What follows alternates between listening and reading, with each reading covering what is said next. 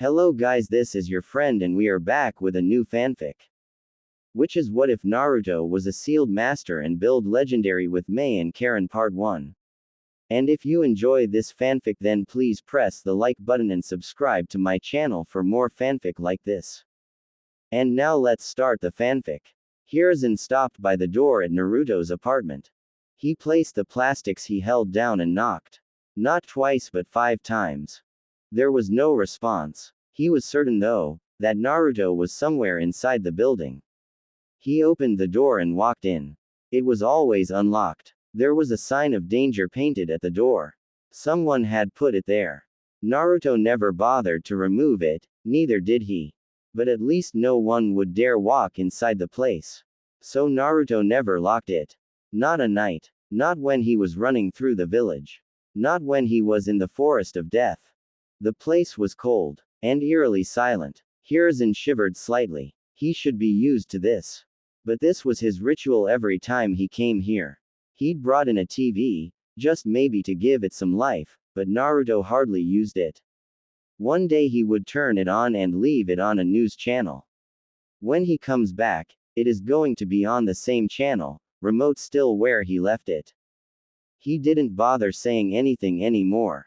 The Sandaime walked over to the small kitchen. The apartment wasn't the best. But it had everything. He had made sure of it. Still, this wouldn't mean much. Even if he bought a large fridge, with Naruto by himself, it would only have ramen inside. The damn villagers wouldn't sell him food. They wouldn't sell him anything. Since they couldn't touch him, they thought death by starvation was one way to go about. To some, it was just the fear of losing customers. Who wanted to buy in the same shop as the Kyuubi brat? Shaking his head, Hiruzen silently unloaded the grocery and packed it in the fridge and cupboards. He did this every month. Perhaps it was his punishment for the way things have gone. But if he didn't do it, Naruto wouldn't eat decent food. At least the blonde ate. He could cook. He had taught him how to cook. Once he was done, Hiruzen looked around. It was always tidy. Naruto was clean. He was a miserable lonely child, but at least he cleaned up his place. That was at least something good. But not something that made him smile. There were still many problems that didn't look like they were going to go away. And there wasn't much he could do about it. To feel so powerless to change things, Hiruzen had never been so frustrated and he was called the professor. He had learned every fire-based jutsu in the fire country. He had solved many puzzles, and yet, Naruto's life was one he could not solve. No matter what he said, the villagers would undo it with their glares and blatant whispers of contempt. Minato would be so disappointed. He walked over to Naruto's bedroom. It was a one-bedroom apartment. There was no sense of life.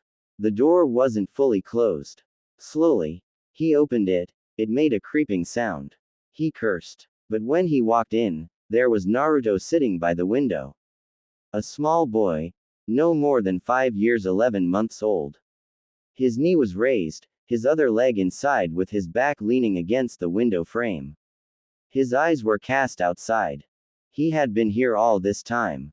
Just silent. Just never reacting. When did it start? How did it even come to this point? Naruto had been happy. He had smiled and laughed. But these days, he rarely went outside. He spent most time sitting by the window, motionless, as if dead. It pained him. Naruto. Hiruzen forced a smile as he walked over the child. His tone was gentle. Naruto didn't react until he stopped by the window. Hiruzen touched the blonde on the shoulder. He almost startled him. Lost in thought, Naruto faced the third for a moment. There wasn't much on his face. He looked at the plastic on the third's hands. Clothes. He did need some of them. Once more, he looked outside the window. There wasn't much to look at. Just happy people, sending glares whenever they saw him. Is it that time of the month already? Naruto finally spoke. His tone was quiet, slow. Month end. The time for an allowance, new food. And to open the tin he hid his savings. The Sandaime gave him more than enough. It was a pity he couldn't spend it all even if he wanted. Most shops had a sign that said we don't sell to demons. Hiruzen nodded. I brought you something. Naruto had to turn around to look at the Sandame. His tone had been filled with excitement. It was obvious from his eyes that he was holding himself from exploding with the news. Naruto grew curious. Maybe even hopeful. I've never seen you so excited unless you're reading that book you keep hidden in your robes, Gigi, Naruto said. He couldn't keep out the curiosity in his tone. Are you finally going to let me see? Hiruzen coughed. He placed the plastic he held down. And then knelt. Naruto then turned over to him and stood facing him. He had done it automatically without any urging. The third placed both his hands on Naruto's shoulders. His lips twisted upside down. He was apologetic. I'm sorry for not having done this earlier, Naruto. He stared into those confused blue orbs for a moment before pulling Naruto into a tight hug. I am sorry. Naruto stiffened sharply. He wasn't used to this. His personal space intruded. When the Sandame didn't let go, his hands slowly moved and he wrapped them around the old man. Warmth. It was a beautiful feeling. He pulled tighter to get more of it. He buried face on the Sandame's shoulder, enjoying the warmth. It was at moments like this that something he couldn't explain occurred to his heart. His eyes usually water. But the feeling was good. He didn't always get it. But it was good. He couldn't explain it, but he didn't dislike it, even though it nearly brought him to tears. You're going to suffocate me, Naruto. I'm still an old man, the Sandame said with a chuckle before pulling away. Naruto smiled. Yes, he smiled. It was an embarrassed smile. Sorry, he murmured. Hiruzen was happy to see that smile. He cherished it for a moment. There was truly hope. Not all was lost. Yes, there was hope. Listen very carefully, Naruto. You are not going to tell anyone what I am going to tell you, and you will not show anyone what I am about to give you. He paused. Do you understand me? Naruto didn't have anyone he could tell. He had no friends. He didn't have family. He was alone in this world. Maybe he could tell the old man at the ramen stand, but that was that. Yet, he was confused. Why would the old man say he couldn't tell anyone when he had no one to tell? It wasn't by design of an obsession with solitude. He had tried. He has wasted so many hours and days chasing friends. Even if he made them for a couple of minutes, their mothers would come and drag them away. Don't play with him. Don't talk to him. They would say. It hurt him. It seriously wounded him. The last friends he had made tricked him. They saw he was too eager to make friends and then tricked him. They had sent him to the forest of death. He should have known with the danger signs on the fences. He should have known when they laughed with madness when he crawled under the fence, but he had been eager. The forest had nearly killed him. The Sandame hadn't been amused. He had told him what happened. He had explained things and then swore those boys would never become shinobi. And they never did. Naruto had stopped trying. He had stopped. He had seen the ugliness of people. It terrified him. And he didn't want to experience it again. Why? Do you trust me, Naruto? Naruto quickly nodded. Yes, he said firmly. Hiruzen smiled. It will do your life harm if you tell anyone. I can't risk that, Naruto. I cannot risk anything happening to you. There was the chance that people would make connections. No, they would make connections. He wasn't worried about the Yondaime's enemies. He was worried about the villagers. They could reject the truth and try to harm Naruto for claiming otherwise. It wouldn't be pretty. He took out a picture from his robes. It wasn't framed. He handed it over to Naruto, who grasped it with both his hands. He was trembling. That, Naruto, is a picture of your mother. She was carrying you when it was taken. Like I told you, she died during the Kyuubi rampage. Mother. His mother. Her hair was red. It was that crimson color. Dangerous color. He was blonde. Naruto didn't question it. For the first time in his cold, brutal life filled with loneliness and contempt, Naruto had a mother. He had a mother. He wasn't the spawn of a demon. He wasn't the Kyuubi. He was born of this woman. This beautiful woman. The picture. He held it against his raging heart and walked over to his bed.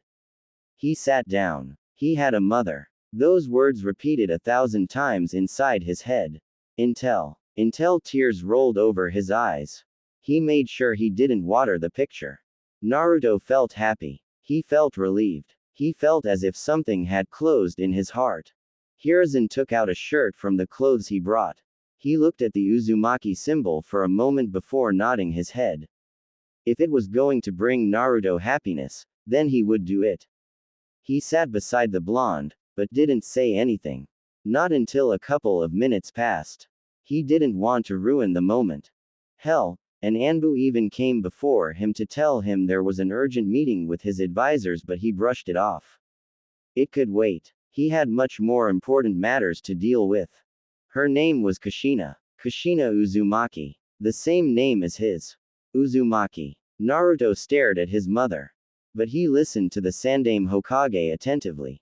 He didn't want to miss anything. Most of your clothes have this symbol. You can see it even in Konoha's Jonin vests at the back. This is the symbol of the Uzumaki clan.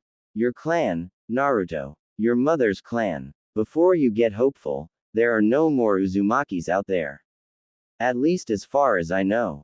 Your ancestral home, the home where your mother came from, was destroyed during the Second Shinobi World War. He went on to tell Naruto the fame of the Uzumaki clan, its history with the Senju clan. He told the blonde most things. It wasn't a happy thing since the clan was destroyed and Uzu was nothing more than just ruins. But he believed it would give Naruto a sense of belonging. No matter what people say to him, he would know he came from somewhere and his mother once belonged to a prestigious clan. Gigi, will you take me to Uzu? I want to see it. I want to see it. He said those words with hope and excitement. Hiruzen frowned. But he didn't let it show to Naruto. Perhaps if he saw it, he would fully believe. It was one thing to be told about something than seeing it yourself. I will clear my calendar and take you there. But, he pressed his index finger on his lips. Don't tell anyone about it. When we go, it will be just the two of us. No one in this village will know. Naruto nodded vigorously. He would not tell a soul. Naruto had his eyes closed, standing on a tree branch in the middle of a forest, feeling the pressure of the wind. When it came to hiding his presence, Jiraiya was a master. To suggest that the perverted geezer learned this trade in order to peep would not be far off. Jiraiya had perfected jutsus for his lustful desires. He could deprive himself of sleep trying to figure out the defenses of a hot spring that was locked away to hide from perverts such as him. He didn't open his eyes when the Sannin flashed on behind him, in midair. His right foot blasting the airwaves as it moved towards the back of his head. On his left hand, Naruto held a kunai before ducking under the fast-coming kick. The moment it went above him, his body twisted in blinding fashion while he leapt into the air, getting away from the tree branch. Jiraiya grinned as Naruto faced him. He could see the kunai on his left hand. Naruto was deadly precise with those. It was always coated with chakra. Without blinking, the blonde flung the kunai. The hand movements weren't extreme. It just seemed as if he was flicking it. But the speed in which it traveled was dangerously fast. The grin on his lips disappeared. The toad sage bent his body backwards, his head facing the heavens as the kunai blasted past him. He felt the wind brush his face as it went by. The kunai hit a tree, blasting past it.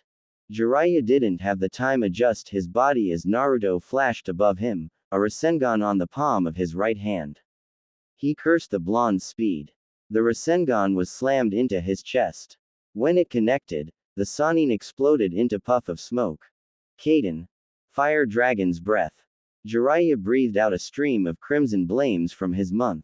He was standing on the ground, looking up as the flames rushed up towards Naruto who still floating in midair, body positioned slightly horizontal after the momentum of his Rasengan. Looking at the incoming flames, Naruto moved his right hand across his chest. He closed his eyes, and then snapped his fingers. A wave of his chakra was released from this fingers. It was invisible to the eye. The wave covered a certain distance but what it did was blast the oxygen away. The effect lasted for no more than 2 seconds. The flames that had been coming towards him simply died off, just like that. It was the weakness of flames. They needed oxygen to burn. Regardless of power and speed, as long as there was no oxygen, the flames would not burn. Ah, he loved his jutsu. You're wide open, Jiraiya announced. He was on Naruto's right side, still in midair. There was no more warning when his right foot slammed onto Naruto's shoulder, sending the blonde flying away. As the force of the kick carried him, Naruto avoided wincing. Jiraiya's physical attacks carried a brutal kind of strength. He flipped several times with his senses fully functioning. As he was about to pass a tree branch, he stretched out both his hands and grabbed it. He attempted to swing forward but Jiraiya once again appeared. The Sannin was right in front of him, the man punched him on his chest. When the brutal punch connected, Naruto burst into a cloud of smoke. Jiraiya frowned before flashing away. He landed on the ground and leaned against a tree trunk. His eyes flashed open when he sensed something coming in fast. He couldn't react when a kunai went through on his right, it cut slightly his cheek before piercing through the trunk of the tree. Jiraiya sweated as blood dripped from his cheek. His heart pounded a bit with relief. That could have opened his skull had it been intended to do so. You're getting distracted. Naruto was in front of the Sannin. His right foot weaving through the air before slamming on his chest. The attack planted the Sannin against the tree. With his foot still connected with Jiraiya's chest, Naruto formed a small Rasengan in the blink of an eye. As he retreated his foot, he was driving the jutsu towards Jiraiya's chest. The Sannin dropped to the ground and Naruto's jutsu collided with the trunk of the tree, breaking it. As the tree began to fall, Jiraiya did a leg sweep, making Naruto off balance and start to fall backwards. The Sannin flashed above the blonde. Naruto quickly crossed both his hands above him as the back of Jiraiya's right foot came crashing towards his face. His defense held firmly and Naruto quickly grabbed Jiraiya's foot. He balanced himself quickly before spinning around in quick motions. He flung Jiraiya towards a tree. Futon. Wind bullet. He spat out a bullet of wind from his mouth. The bullet hit Jiraiya on his chest and propelled him further backwards. His back crashed into a tree with a sickening thud. Naruto was right before him, not easing up on his attack. He held a sword, coated with wind chakra. He swung it horizontally and seemingly cut through both Jiraiya and the tree, but the Sannin turned into a log. Jiraiya was behind Naruto, crashing down. His hands were held together, creating a giant fist. Slammed the hammer down with all his strength, hitting Naruto on his right shoulder. The force caused Naruto to fall to his knees, dropping his sword as his hand trembled and throbbed painfully. The Sannin wasn't done. The moment he touched down, he lifted his right foot, kicking Naruto on the back of his head. It was brutal. It forced Naruto to hit the trunk of the tree he'd just cut with his forehead. A sense of dizziness gripped his mind for a moment as his vision blurred. Birds chirped for a second. Jiraiya grabbed him and then lifted him up into the air. The Sannin was holding him up by his throat. Just one hand. Shall we call an end to it? Too soon. Naruto muttered. He moved quickly. Both his hands grabbed Jiraiya's arm. He put so much pressure on his fingers that he stopped the flow of blood and Jiraiya's grip loosened.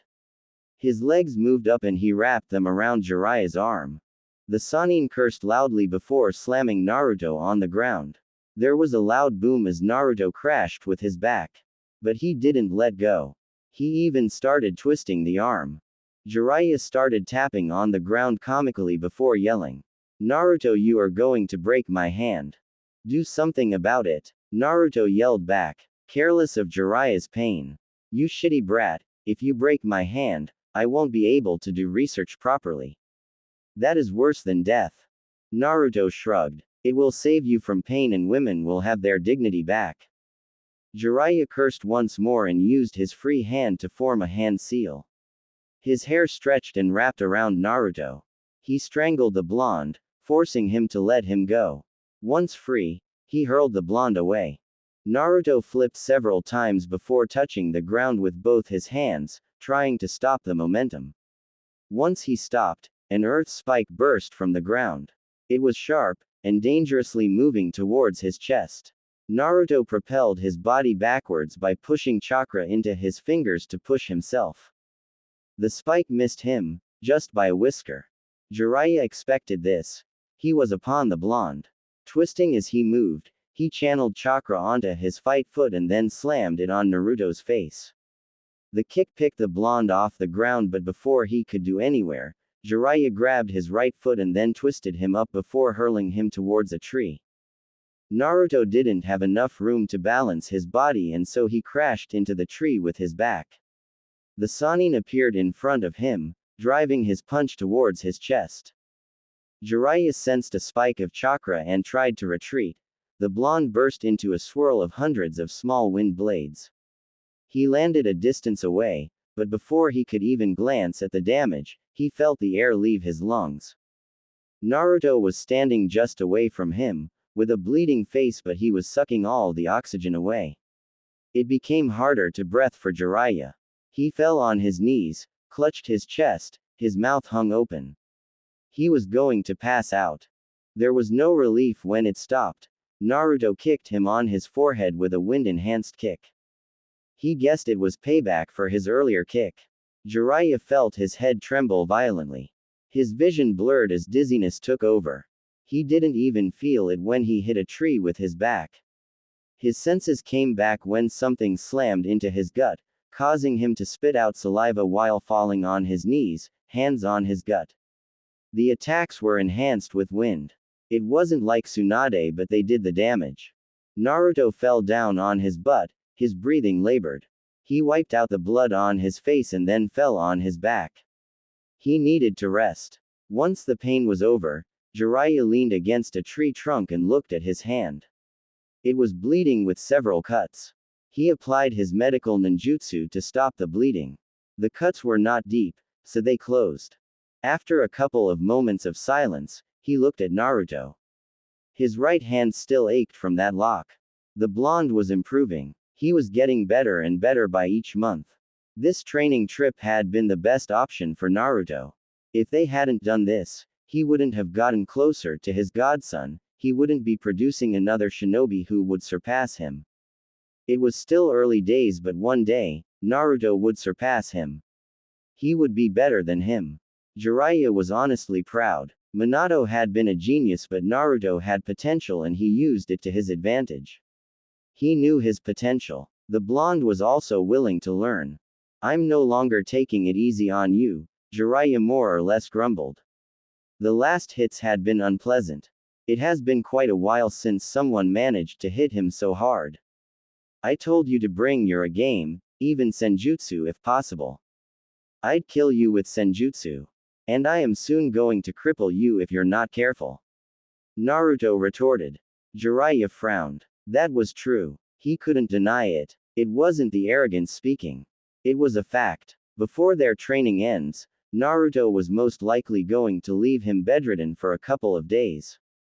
They did fight with the intention to kill.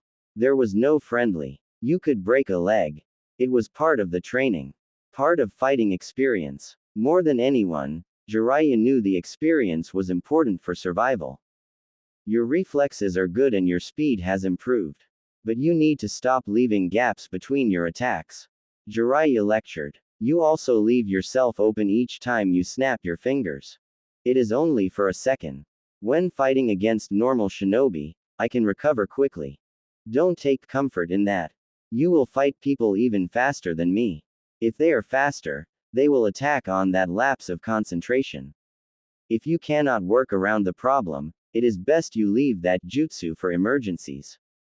I think that would be best, Naruto said before going silent for a moment. It requires maximum concentration and I must stop breathing monetarily. For you it might be seconds, but for me, it is like minutes. Well, we can't take away the fact that the jutsu is a work of genius.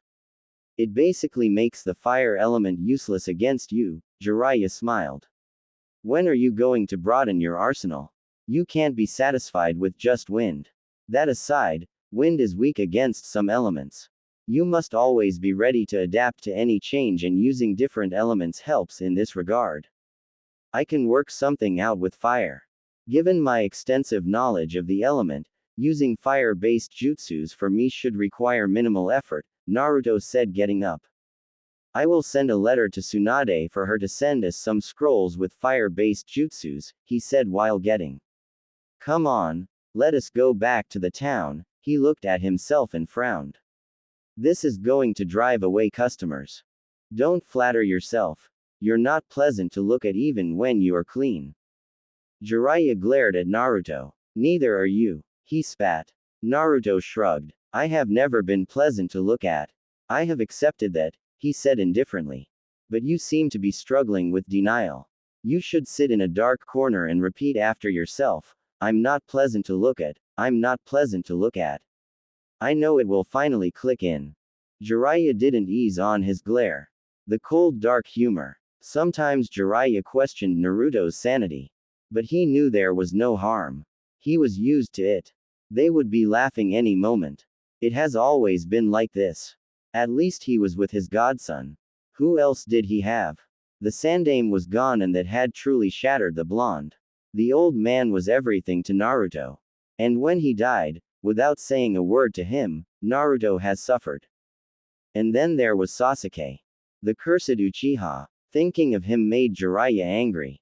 Well, not since they left Konoha has Naruto brought up the subject. Not once, not ever. Hell, the blonde didn't even talk about Konoha.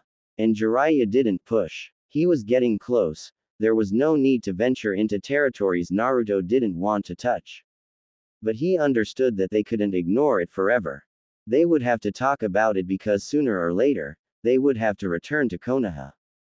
You could at least try to be nice, you know. My heart isn't that strong anymore, he said with mock misery, feigning to be 100 years old.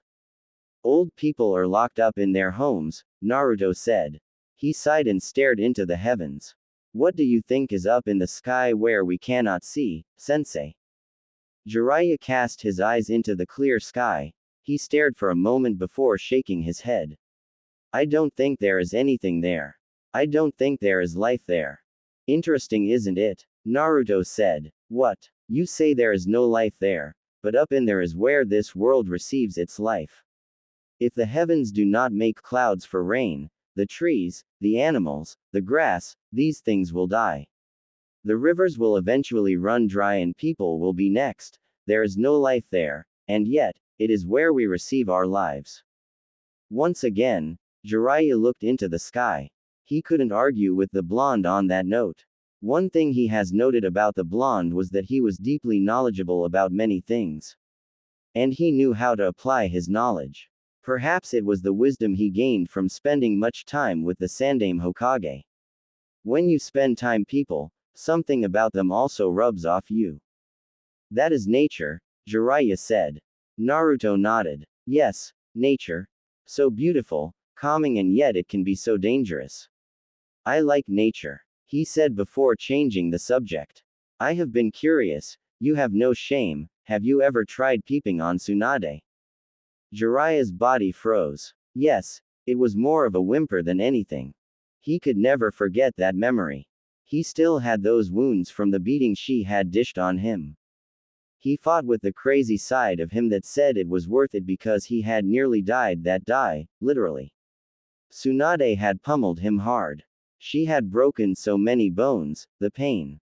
Worse, she healed him after doing it and then threatened to beat him into the brink of his life again if he tried it once more. Well, those had been younger days. He could escape now, but he wouldn't dare try it again. He had learned his lesson. Judging by that response, you must have received quite the beating. You don't know half of it, Jiraiya said with his eyes closed. He swallowed hard to banish the memory. She nearly killed me. Since then, I say anything to her but never again. Never again. But you did see, right? Naruto glanced at the Sannin. It must have been something else. She must have been a very delicate young lady when she was younger. She was, Jiraiya said. She is still beautiful, he added. Naruto didn't comment on that. He just nodded. Without much being said, the two headed back to the town. The walk was silent, both in their thoughts. Jiraiya was thinking about what they had to do next while Naruto was thinking about certain things in his life. Once they reached their motel, Jiraiya took a shower and changed his clothes.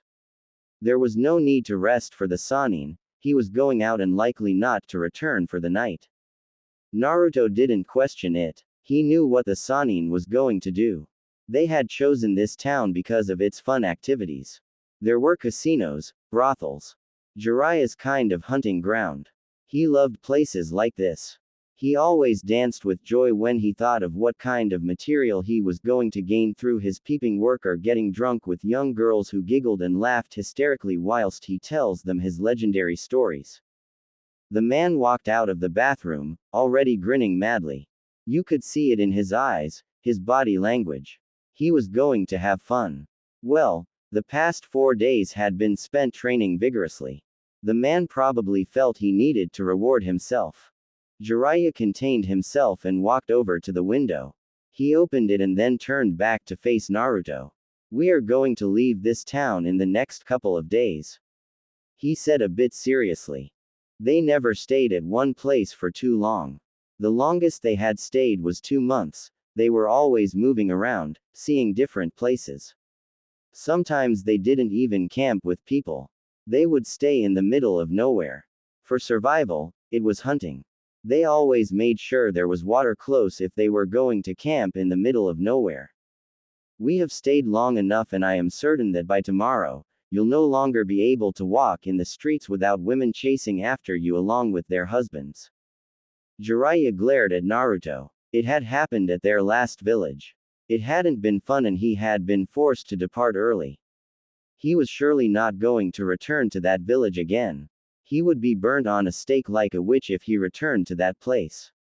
There were wanted posters of him in good spots. And whose fault was it that I was nearly killed? Naruto shrugged. You left without giving me money for food. What was I supposed to eat? You're a man, you need to make a plan and you didn't have to expose me like that. I wouldn't need to make a plan if I wasn't forced to use my money to bail us out after you lost your wallet when running away from one of your conquests. Jiraiya smiled, remembering that day. That had been truly a good day. That woman had assets as big as Tsunade's. She was just sitting there in the water, never minding her nudity, doing things to herself. Jiraiya had never been quite pleased. Anyway, he fought the blush gracing his cheeks. When I come back, you must be ready. I will look for a mission you can do. This time, it will have to be difficult. Naruto sighed. So, you'll be gone for a couple of days. The Sannin nodded. He took out his wallet and stared at his money. He glanced at Naruto and then his money. He frowned. If he didn't give enough, Naruto was going to hunt him down and ruin things for him. He counted a few bills and put them down. I put enough for food and some fun, he finished with a grin. With that, he jumped out of the window and was gone. Naruto shook his head and walked over to the window. He leaned against the window while sitting down, his right foot close to his chest with his left touching the floor inside. He rested his right hand on his knee and stared down at the streets. This was his comfort zone. How many days has he seen, sitting like this? He couldn't remember. They were too many to count. Almost all days he had a window, he performed this ritual. The streets filled with people. Mothers walking with their daughters, boys chasing each other, drunkards, walking past with a stench that turned people away. He saw this scene almost every day. Yet he was never tired of seeing it. The past 16 years of his life have never been dull. There was always something happening. Had it not been for the old man, it would have been chaotic at best, but when he saw those mothers, he remembered his own mother, the woman who gave birth to him. Now he knew he had a father. The Sandaime had left it as his last revelation before he died, a painful experience that had been losing the one you loved, the one who saved your sanity. Jiraiya had come in, talked to Tsunade and he was taken out of the village after a couple of months of misery and solitude. For more than 2 years now, he has been running around the elemental nations with the Sanin. He has seen many things. Many people, the shamefulness of Jiraiya, and he had learned to drink. He had learned to speak to women. He was still young, but his body was growing fast. Then again, the old man had always ensured that he ate healthy. After an hour, a bird flew over to Naruto and landed on his right shoulder. He stood up and walked over to a small wooden table in the wide room and sat on a cushion. He took the scroll it carried and the bird flew over to the window. It stood there, as if standing watch. It always did that each time it came. Naruto opened the small scroll and channeled chakra through it. Another scroll appeared in a puff of smoke. It was another storage scroll. He channeled chakra on the seal and then 5 mountains of papers appeared in a puff of smoke. He blinked. Work. It always came for him wherever he was. For 5 hours straight, without a break or anything, Naruto worked through the papers. Once done, he sealed them in the scroll and snapped his fingers. The small bird flew over to the table. He wrapped the small paper on the container on its leg. Do you need something to eat? It nodded its head as if it could understand his words. Naruto smiled and stood up. He returned with a small cup of water and fresh bread. The bird ate and then drank. If you drank, I'd give you some sake as thank you. The bird seemed to shake its head as if to say, alcohol. No thank you. Naruto laughed. Safe journey, he said. The bird made a sound before flying away. The sun was already setting, it would be night soon.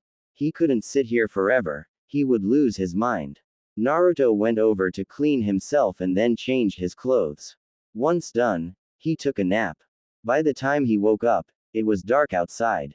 He pocketed the bills Jiraiya left him and put his hands on his pockets before walking out. He was already familiar with the town. He knew where to go, but it usually depended on where the wind was blowing. His mind wasn't focused on the road ahead, so he only blinked when he stopped at a bar. He could hear the music blasting from inside, voices of male and females. Miserable people having fun and happy people expressing their joy. To be human, to be alive. People came here. There was a guard at the entrance. It was to guard against children walking inside. The young ones had a rebellious streak about them.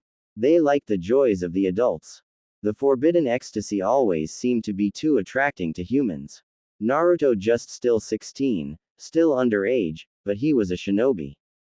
Those rules didn't apply. When the large man saw his headband, he merely grunted and opened way for him. The insides were dimly lit. The noise was too much. But those who complained about it shouldn't be here in the first place. They should be at home sleeping or reading night stories to their kids. If you couldn't handle the pressure, just stay away from it, or so a certain lady had told him. Naruto went towards the bar. He didn't sit. He looked around and saw a free table by a corner. It was dark and you couldn't see clearly. It was his perfect place. He ordered 4 bottles. Once they came, he took 2 cups and walked over to his little corner. Solitude. The alcohol. Ah, the perfect combination to drown in bitterness. Konoha. It has been 2.5 years since Naruto left the village and still, there was no mention from Jiraiya on when they would return. Her friend hadn't even been returning. He sent letters every now and then, but he never showed up. Even now, she was looking at his letter. She was going to write for him to show up before her. Tsunade missed them. She really did miss the two. They had brought her back to this village and now they were running around in the elemental nation without her, her old life. She hoped that Jiraiya wasn't teaching Naruto how to gamble. She had permitted them to go away because Naruto hadn't been the most happiest of people. He was miserable. The Sandame's death had affected him deeply, and from what she had learned was that the old man had been the only person he talked to before he made a couple of friends at the academy.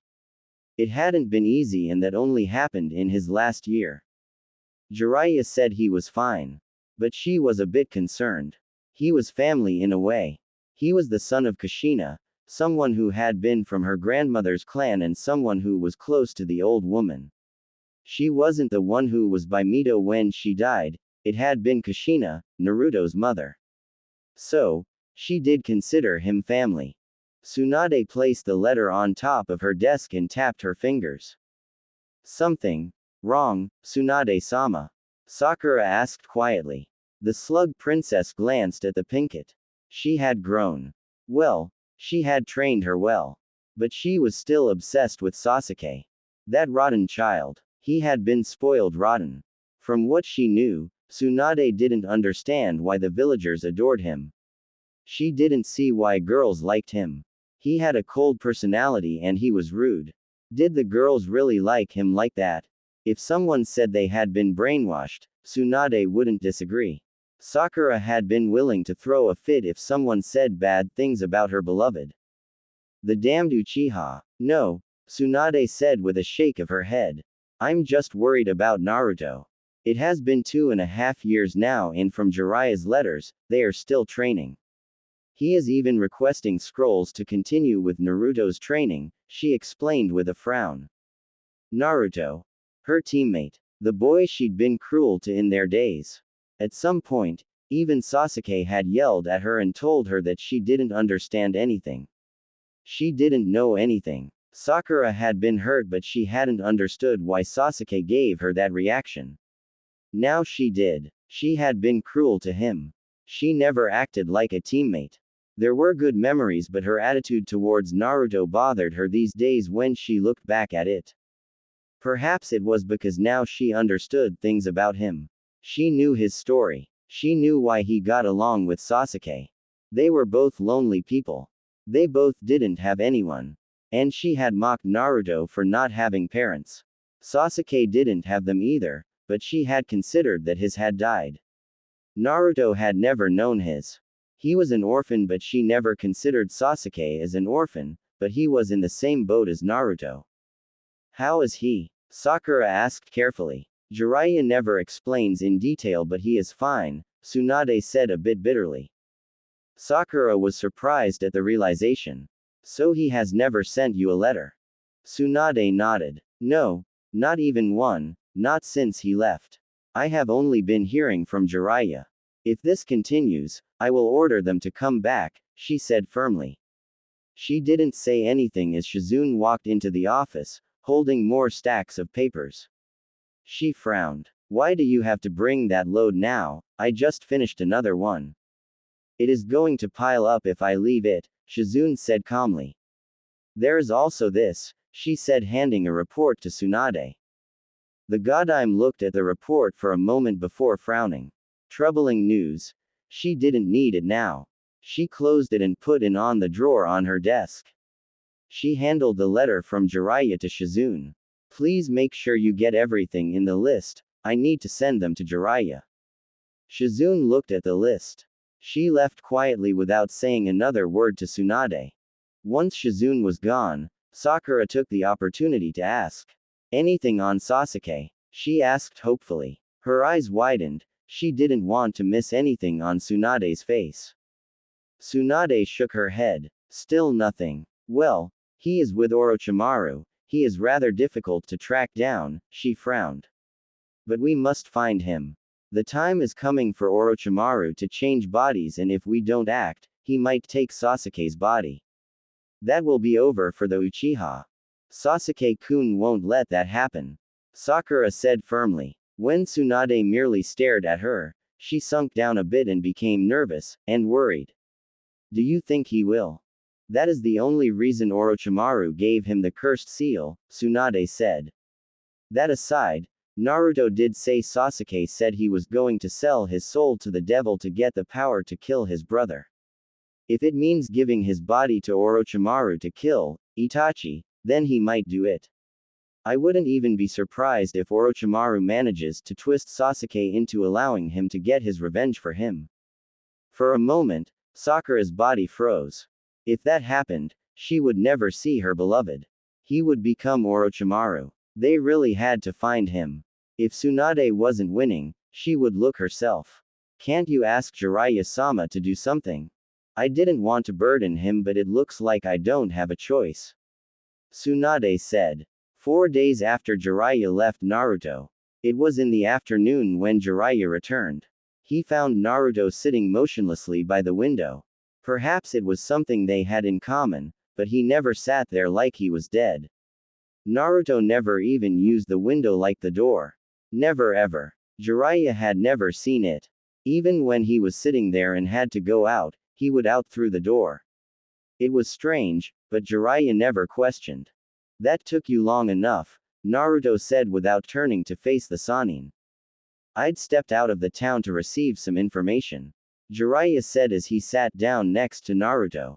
He had his back leaning against the wall, the blonde on his left side. You know my network is very busy. I know, you sometimes leave for a month chasing shadows, Naruto responded. He glanced down at the Sannin for a moment.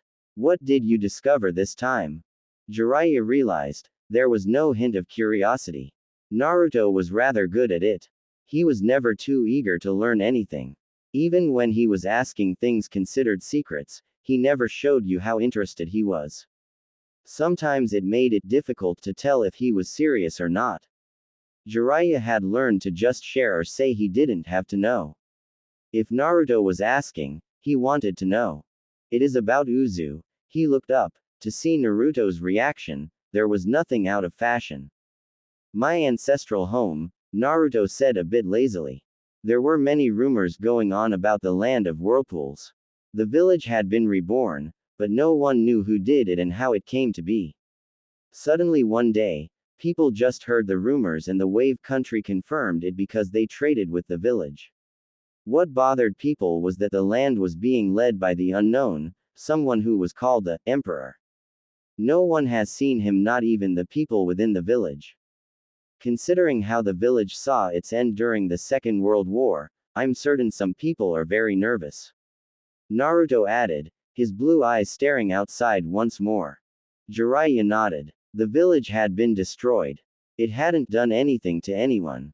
The Uzumakis didn't fight in wars. They were a peaceful nation, but yet, they were powerful. People were nervous about their power and ended up plotting their complete destruction. Now, there were just remnants of the clan. But with the village restored, did it mean that there were many other survivors of the clan out there and they had regrouped? Iwagakure is the one that is most agitated. Jiraiya said. They are concerned because if really it is the Uzumaki, they might have an enemy with a grudge. That is one way to look at it. Naruto said. Jiraiya raised an eyebrow. He would not forget, Naruto was Uzumaki. Even though he didn't live there, it was still his ancestral home and his mother had come from there. How would you look at it? Naruto shrugged indifferently. My clan was peaceful, they did not support wars, and they did not fight. They were allies of Konoha but never partook in the wars. They didn't start trouble with anyone. They were hidden in their village, minding their own business, and yet some people felt threatened by them and decided to destroy them. What would you feel about that, sensei? There was no anger, no emotion, nothing in Naruto's tone. Again, Jiraiya couldn't tell what Naruto thought. As those blue orbs glanced back him, there was a hint of curiosity in how he would respond to the question. It is a difficult one, but you cannot say that what Iwa and its allies was just. It was wrong in every sense of the word. Yet, nothing was done, not even by Konoha. Again, Naruto looked outside the window. Our world isn't fair at times, sensei. People with power always do what they please. Sometimes, right is decided by those with power. I know that, believe me, I know. There was bitterness in Jiraiya's tone. This is why it is my desire to change this world, he said with burning passion. I admire your passion, sensei. I'm sure my father shared it as well. Of course, Jiraiya said with a grin. It is why he named you after the hero of my first book after all.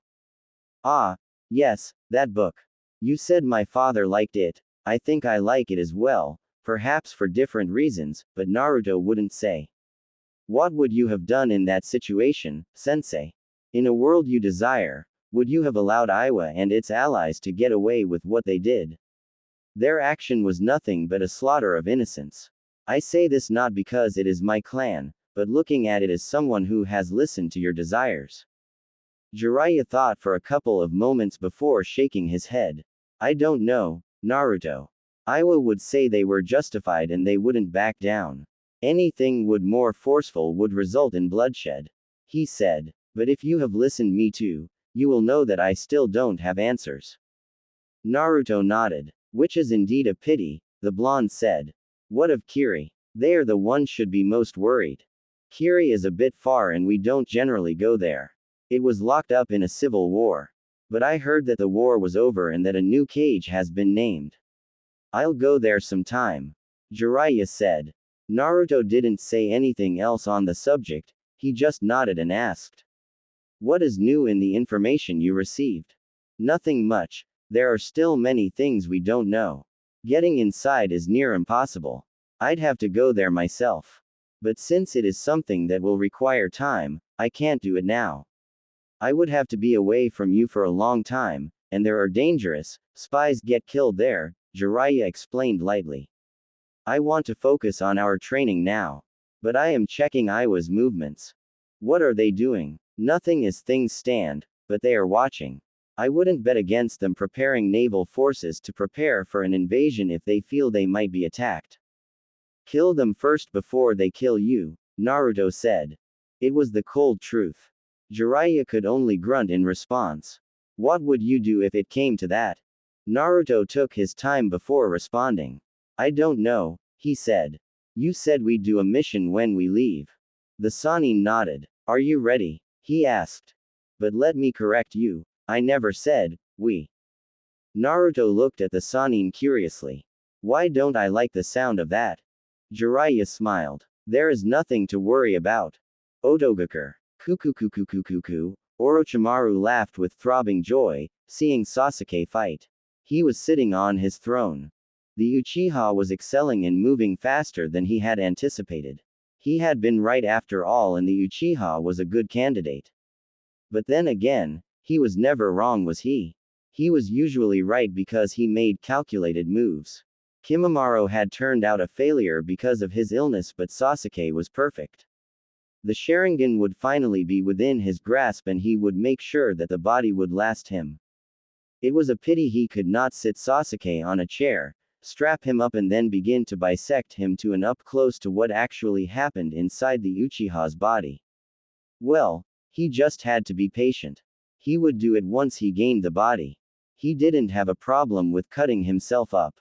Orochimaru went through a fit of coughs coupled up with blood. He frowned. This body had reached its limits.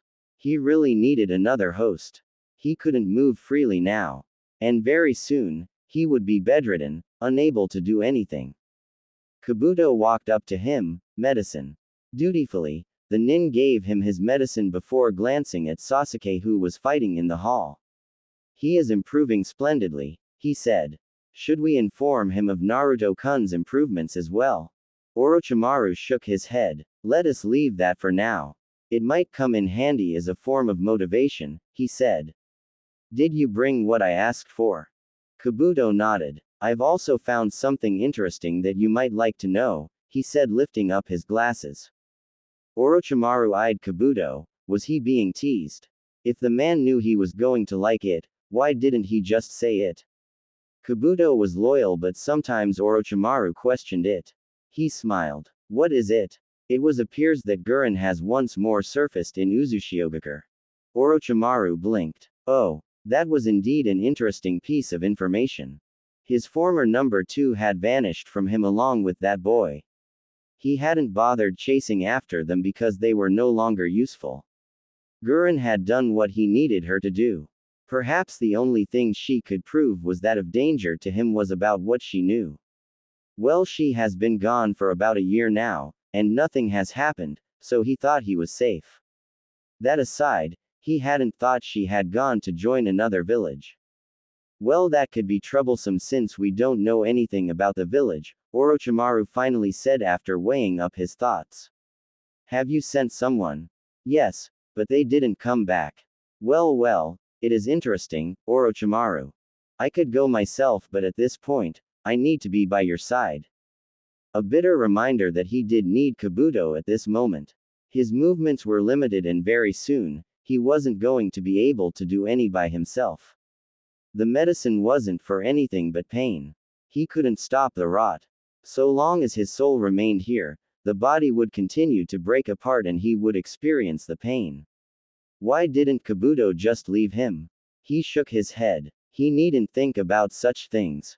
There is something I have prepared, but I'd rather not use it unless there is no other choice. I am not going to be like this forever anyway, but if Gurren was here, I'd take her body and continue to nurture Sasuke-kun until he is ripe for the taking, the Sannin said.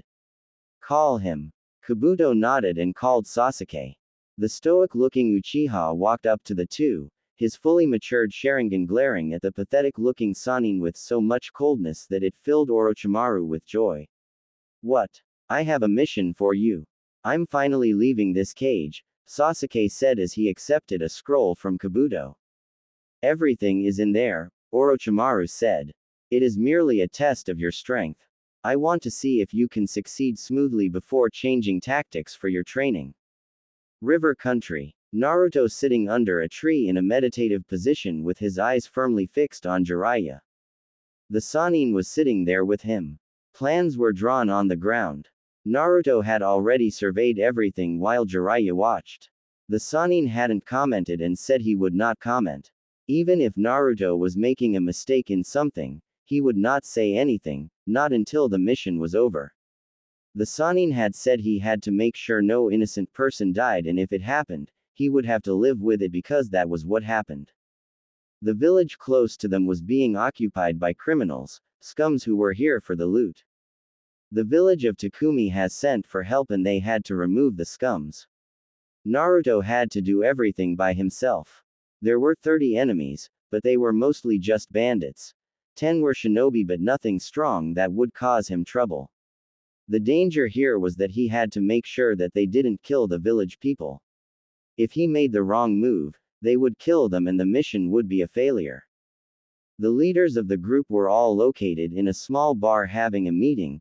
This was a perfect opportunity to strike, when all leaders were at one place. 7 were doing patrols around the village. He could easily handle those with his clones and silently as well. 5 were guarding the daughter of the village leader who they were demanding a ransom for. These people were in different locations and he had to strike quickly. The rest of the villagers were in their homes. They were told not to make moves. For some reason, Jiraiya had leaked that Takumi had hired shinobi and he had to deal with people who were aware that an enemy was coming. Remember Naruto, if you just leave this people, they are going to harm more people. If there was a mass jail for criminals, we'd capture them and send them there, but we don't have that. Killing is part of the job. Don't make it feel natural for you. It's not natural. Life is precious, but as shinobi, we cannot avoid it. You don't always have to kill. You have to determine what is safer. Naruto had shed blood before. It had been horrible. He hadn't meant to do it. The man was a bandit and Naruto had put too much strength on his hands, he had ended up snapping his neck. That sickening crack when the head twisted, those eyes rolling with life disappearing, they had haunted him, but Jiraiya had been there. Jiraiya was taking him through this, just to prepare him, just to make sure that he would not freeze and risk the lives of innocent people locked up in their homes. At any moment now, these people were going to round up the villagers and use them as shields to deter shinobi from attacking. This was why Naruto had to move now. I know, sensei. Naruto said. Wish me luck. Just use your head. This isn't a battle that can be won because of physical prowess. You might have the power and still lose. Just know that you sometimes have to put aside all that power and use a kunai to get the job done. Naruto nodded. He stood up. 2 minutes. He said. A minute is more than enough for you. Jiraiya said. You have your shadow clones to help you. Since the enemy is weak, that is more than enough. But 2 minutes it is. Naruto stood up and jumped onto a tree. He would have preferred to just walk into the small village and crush the enemy, but he had to be subtle about things. There were not more than 15 houses here. It was a mining village. But the gold had run out. The bandits didn't know. Imagine their disappointment when they found out. Kage Bunshin no Jutsu. Naruto created 7 clones to deal with the bandits standing guard. He created 11 more to guard the houses where people were locked. The 5 guarding the important girl were inside as with the leaders, so he could get rid of the others without them noticing. Once his clones dispelled after completing their duties, Naruto ran.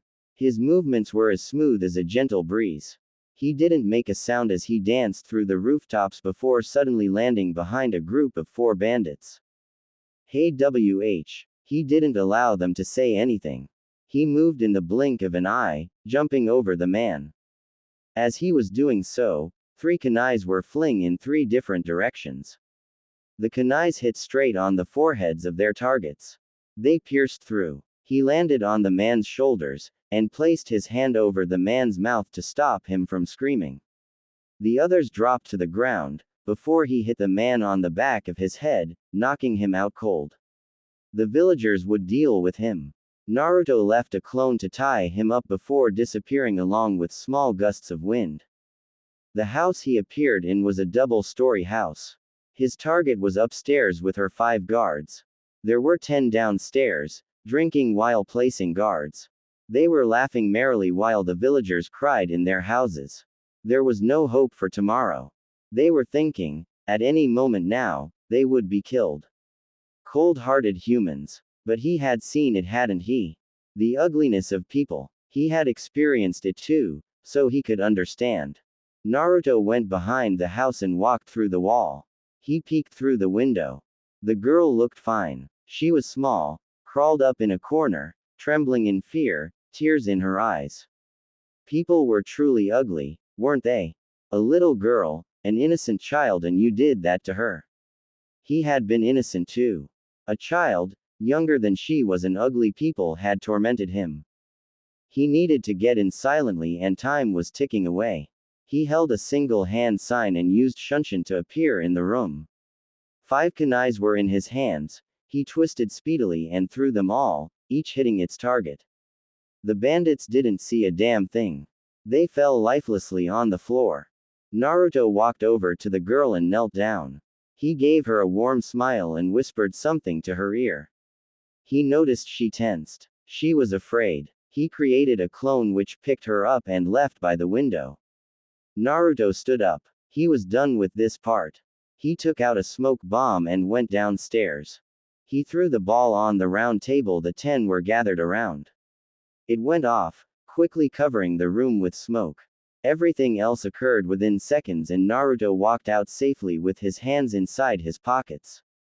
He could consider his mission done and dusted. He just had to interrupt a meeting, and with everyone else gone, he didn't have to worry about the safety of the civilians, but the clones would still keep watch of everything. Naruto had manners, unlike a certain pervert. So he actually knocked when he arrived at the door where the leaders of the bandits were gathered. He knocked gently a couple of times before a large man walked up. He dwarfed his frame by sizable proportions. Even a Chunin would be afraid to face such a man whose face was a field of scars. What? The man demanded, glaring at Naruto. He then noticed the headband.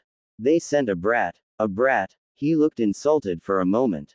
Naruto didn't say anything. His response was to punch the man on his face. Despite his size, the man was sent flying back inside the room. He crashed loudly onto a wall, face bleeding, teeth falling out. He cursed loudly as he staggered to get up to his feet. Naruto stepped into the room. They were all large, ugly men. They were the kind of perverts of liked little girls. Pedophiles. He counted them calmly before greeting them.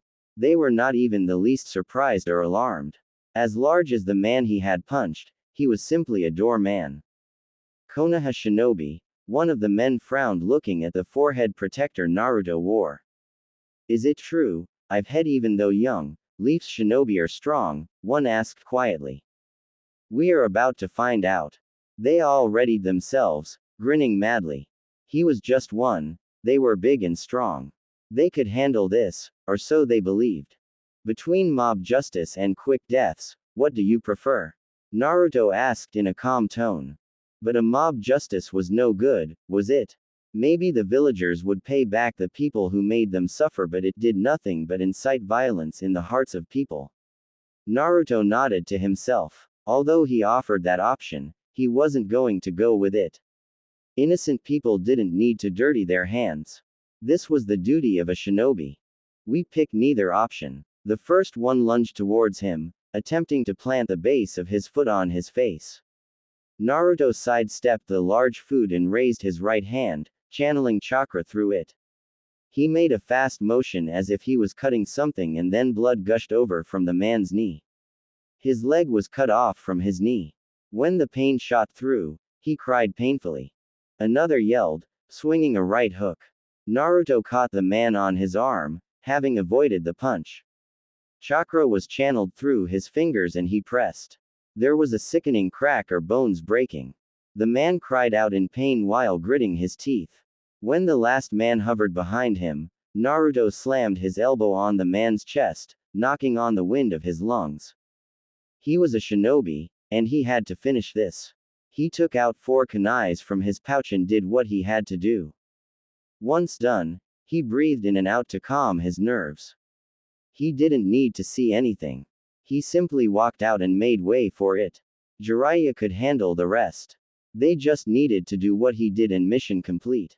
The village would be safe. Minutes later, Jiraiya walked up to Naruto. I can't complain, he said of Naruto's performance. You okay? Yeah, Naruto said with a grunt. Where to now? I doubt we are going to be staying here. Takumi to collect our payment. You know someone has to pay for our living expenses, Jiraiya said. We will stay in the village for a couple of days before deciding where we will go. I have to wait for something. Our payment? Naruto asked with a raised eyebrow. It is my payment, sensei, and we are not sharing. I'm the one who found the mission, and we are a team. Takumi hired both of us and they will pay both of us, Jiraiya said.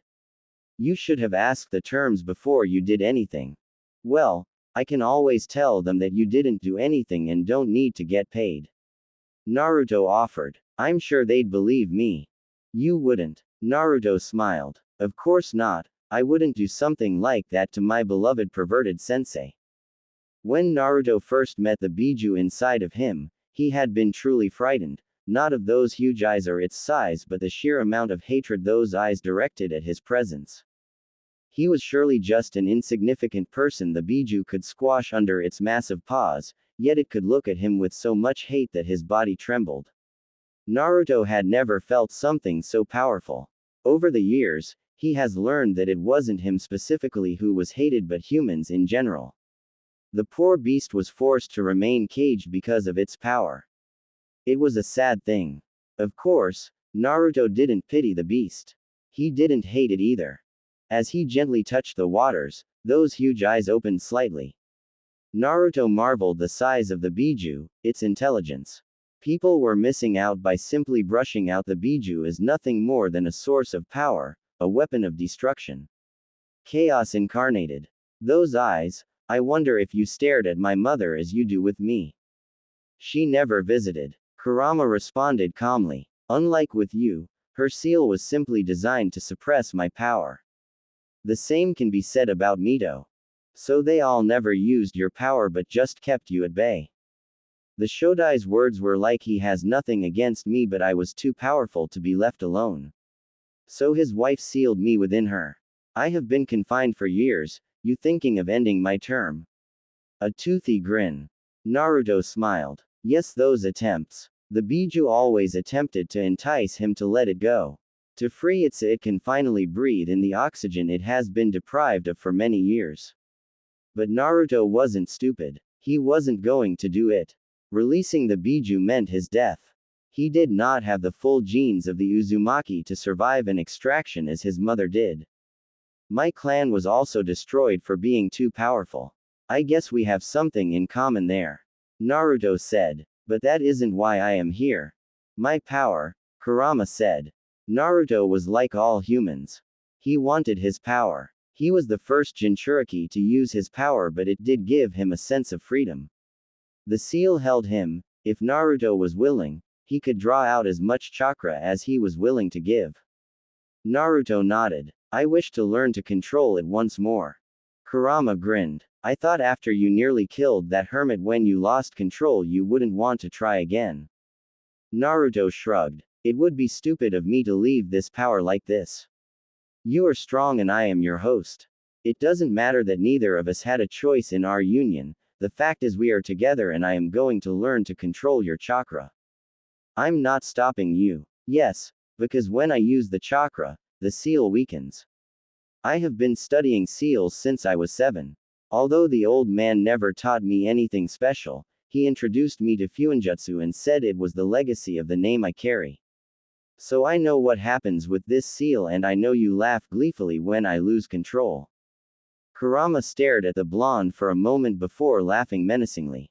You lose control because you can't handle my chakra, human.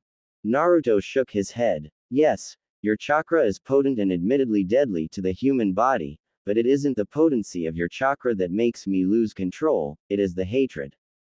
Hemp. Kurama stared. If you can't handle it, then don't try to use it. I am hatred, it comes with my chakra. But you can make it worse because you want me to lose control. Naruto stressed those words. Look up. Kurama did and saw structures. He frowned. He knew the seal. Naruto clapped his hands. You are very knowledgeable about seals. Then again, you have always been sealed within seal masters, he said. That is insurance. You are not going anywhere unless I say you are. If more than 6 tails of chakra leak out the seal, that falls down on you and restrains you. With that said, it would be much simpler for both of us if you allowed me to use your chakra without doing anything funny that interferes with the process. A human, doing this to him. A child no less. It was humiliating. I have no plans on remaining here until you decide to transfer me to another host. I will make my escape. I know you will try. I'd try to escape too if I was locked up in a cage, but I still won't let you go.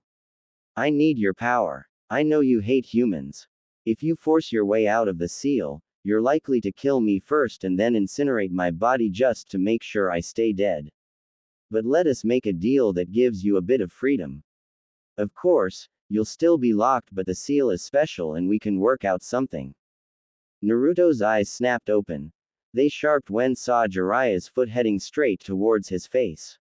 It was too close for comfort and he didn't want to get any unnecessary hits. He quickly fell backwards, lifting up his face while he raised both his hands. As Jiraiya's foot passed above him, he caught him just above his ankle. The Sannin raised both his hands up, surrendering. Naruto let go of the Sannin. Why are you attacking me? You were open, Jiraiya said with a shrug. Naruto stared. Is that how we are going to play it, sensei? If one is open we attack them. It's not a game but it's a one-way street exercise. I am the master and you are the student here, Jiraiya said firmly. He was certainly uncomfortable with the idea of Naruto being given the license to attack him if he was open. That's not fair, Naruto said. Here is my rule. To determine that you are still worthy to train me, I will attack you if you are open. I see no value if being helped on by someone weaker than me. Jiraiya stared. You still got a long way to go, brat, the Sannin said. He sighed and sat down next to the blonde. They were still in the river country. It has been a week and he already had plans. He would have liked to start with other things but there was something he had to do and it was important. Not to mention he still needed to see Tsunade. The woman had been forceful in her letter. He had to go before attending other agent matters that needed him and he couldn't do them with Naruto. But even if he was to leave Naruto, it wasn't going to be much of a problem for the training the blonde had to go through. Naruto did his own training when it came to ninjutsu. Even as his sensei, he only informed Naruto of the basics and the blonde did everything on his own. When they do get to fire, he would only teach Naruto the basics and a jutsu he knew. The blonde would learn everything by himself. He trained Naruto with taijutsu, kenjutsu and some genjutsu. Naruto was not that good with the latter, so they'd shelved it and focused on simply being able to negate them. Troubled, Jiraiya glanced at Naruto for a moment before shaking his head. No, he said. I was just sorting out my thoughts. What were you doing anyway? Ah, when you interrupted me, Naruto started. I was having a delightful conversation with the Kyuubi regarding the use of its chakra. You'd loosened the seal before to allow me to draw out as much chakra as possible, but there were massive negative consequences to this. Jiraiya frowned. He still hadn't even told Tsunade about the incident. She would freak out, possibly question why Naruto even needed to learn to use the Kyuubi's power. But he believed it was necessary. Why have so much power inside of you and not learn to use it? Besides, with the way Minato designed the seal, it was designed for Naruto to control the power. The key was for this purpose. The cage could still be unlocked while keeping the Kyuubi sealed. However, if Naruto was consumed by the power, the Kyuubi got free. Don't remind me about those consequences. The toads won't give me the key again after that incident, the Sannin grumbled. They'd questioned his decision. Well, he had been close to dying and releasing the Kyuubi at that time. If he had died, the Kyuubi would have escaped. Jiraiya laughed bitterly at the thought. It would have been a ridiculous end to his miserable life if his last deed was unleashing a hateful Biju into this world. It would surely leave a trail of destruction on its path, and who would be blamed for it? Most of all, Naruto would be gone. He would have ended Minato's legacy. Naruto shrugged at this. He didn't need the key at this point. He had already copied it and memorized it. Without seeing it, he wouldn't be able to recreate it because the lock was hidden and the seal itself was worthy of Uzumaki. For greatness, we must be willing to take risks, sensei. If everything came easy, things would be different. Naruto said. My conversation with the Biju centered on it allowing me to use its chakra freely. Of course, I can still use it freely, but when forced and taken in its raw nature, it leads to situations we'd both rather avoid. Jiraiya was silent for a couple of moments. Did it say yes? Of course not. The Biju wants to leave the cage, Naruto said with a shake of his head. Even so, I still want to learn to control its power. We are fine with at least 2 tails, but anything more than that, it becomes a problem. I'm okay with that, but you must understand that power alone doesn't determine things, Naruto. You can control the power of the Kyuubi and still be unable to do anything. Naruto smiled. Sensei, you should know there is such a thing as soft power. Believe me, I know and understand it. Orochimaru doesn't use his physical prowess to entice his mad followers, he speaks to them, a language they can understand. That is politics. But the power of words cannot be underestimated. You can change things with words. You can influence how people look at things with your words. But as shinobi, there comes a time when words cannot save your life or protect what you value. That is where this power comes into play, don't you think so, sensei? Jiraiya nodded. Sometimes Naruto spoke volumes. Sometimes he spoke like someone who was much older. But he was just a brat. And of course, these were just moments. That is correct. I see sensei taught you valuable lessons in life. It was necessary, Naruto said with his eyes closed. The villagers glared at me with contempt, they said things in whispers and it crushed me. There were no jutsus there and yet my life could have been destroyed.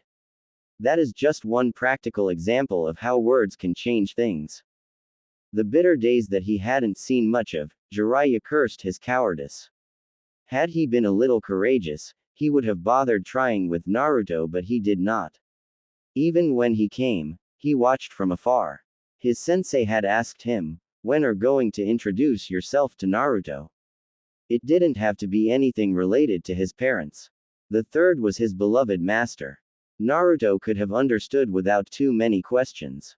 But he hadn't. He had said he couldn't do anything good. Sensei was really good to you, huh? There was sadness in his eyes. Naruto nodded. He was my family, he said and paused. A minute passed before he spoke again. When do we begin? Jiraiya gathered his thoughts for a moment. He gave Naruto a scroll and explained. This contains what you need in order to learn how to convert your chakra into fire before learning to use fire-based jutsus. Like what you did when you learned to bend wind. Naruto shook his head. He returned the scroll back to Sanin. I know how to that. Jiraiya blinked. When did you learn? You have never even tried using fire-based jutsus when sparring with me. You always use wind. About a year ago, Naruto said with a shrug. I have been putting focus on learning to use wind chakra and controlling the air around me. This requires maximum focus. I couldn't allow myself to be preoccupied with something else. More than a year and he never said a word.